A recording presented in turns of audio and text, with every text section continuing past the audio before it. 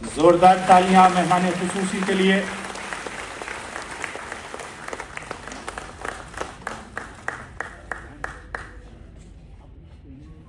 Memento, जोरदार तालियां chairman NBT से। जोरदार तालियां अपने हर दिल अजीज एलजी के लिए।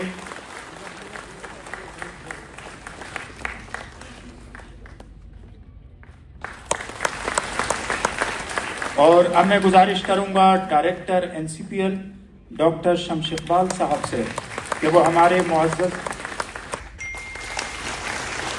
जोरदार तालियां डॉक्टर शमश के समारोह के मुख्य अतिथि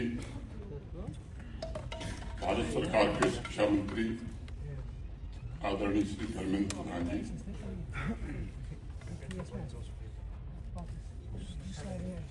ICHR के chairman professor Raghuvind Tanwar ji, chairman National Book Trust professor Milind Sudhakar ji, Kashmir के divisional commissioner Shri Vijay Bidhuri ji, director National Book Trust Shri Yuvraj Malik जी,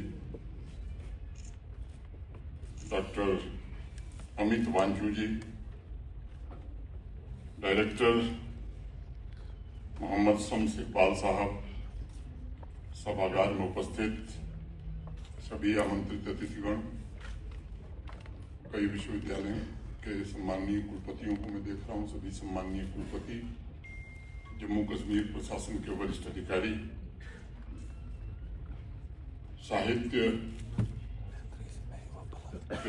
की सभी दिग्गज हस्तियां, पुस्तक प्रेमियों, देवियों, सज्जनों तथा मित्रों, सबसे पहले मैं माननीय धर्मेंद्र प्रधान जी तथा शिक्षा मंत्रालय की पूरी टीम और नेशनल बुक ट्रस्ट का आभार व्यक्त करता हूं, जिन्होंने चिनार बुक फेस्टिवल के माध्यम से राष्ट्र के शारदा पीठ में पिछले वर्ष से साहित्य के इस महायज्ञ का आयोजन प्रारंभ किया है।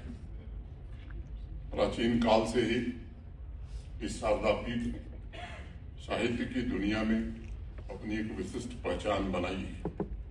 आदि शंकराचार्य, कल्हण, सोमदेव, आनंदवर्धन, अभिनव गुप्त, क्षेमराज, बिल्हड़ और उनके पश्चात योगिनी ललेश्वरी, शेखुल आलम, हब्बा खातून जैसे अनेक पहुंचे हुए संतों, साधकों और लेखकों के ज्ञान से इस मिट्टी का अस्तित्व भरा पड़ा है।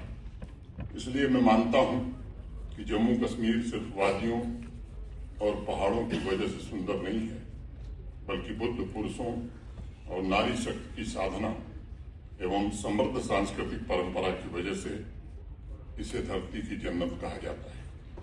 6वीं शताब्दी की रचना है नीलमत पुराण। प्राचीन कश्मीर की समृद्ध संस्कृति, रीति रिवाज और इस ऊर्जा क्षेत्र के महत्व पर बहुत गहरा प्रभाव या प्रकाश डालती है। नीलमत पुराण की 2 पंक्तियां मैं उद्धृत करूंगा, कोट करूंगा। दृष्ट्वा विशोका कश्मीरा केशवेनो विरताम प्रतिष्ठाम केशवेन विष्णुलोके महीयते, अर्थात केशव के द्वारा सजाई गई और केशव के द्वारा प्रतिष्ठित की गई विशोका एवं कश्मीर को देखकर विष्णु लोक में भी गौरव की अनुभूति होती थी। परिहासपुर महाकवि कल्हड़ की जन्मभूमि है, जिसे 11वीं शताब्दी में काशी की तरह ही साहित्य और संस्कृति का केंद्र माना जाता रहा है।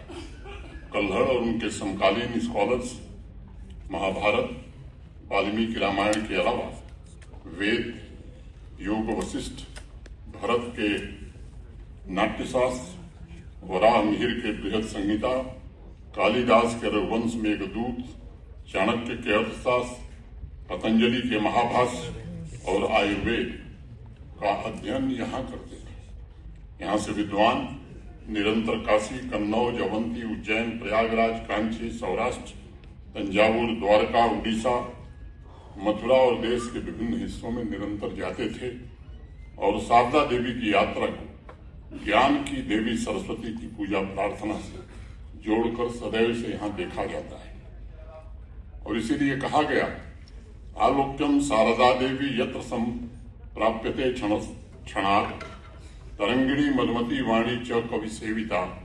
अर्थात देवी शारदा की तीर्थ यात्रा के समय यात्री पूजित तरंगिणी मधुमती एवं सरस्वती दोनों के समीप पहुंच जाता है। 14वीं शताब्दी में योगिनी लल्लेश्वरी और शेख उल आलम साहब ने जम्मू कश्मीर में साहित्य जगत को गहरे रूप से प्रभावित किया और हिंदू मुसलमान के बीच के भेदभाव को समाप्त करने के लिए आवाज उठाई। और तब शेख उल आलम साहब ने लिखा,